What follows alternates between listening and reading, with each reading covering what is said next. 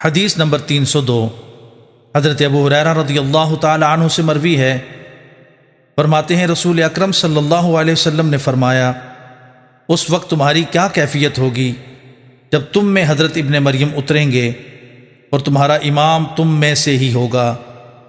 ولید بن مسلم کہتے ہیں، میں نے ابن ابی ذئب سے پوچھا کہ حضرت اوزاعی نے حضرت زہری سے روایت کرتے ہوئے ہم سے بیان کیا ہے، انہوں نے حضرت نافع سے اور انہوں نے حضرت ابو ہریرہ رضی اللہ تعالی عنہ سے بیان کیا کہ تمہارا امام تم میں سے ہوگا۔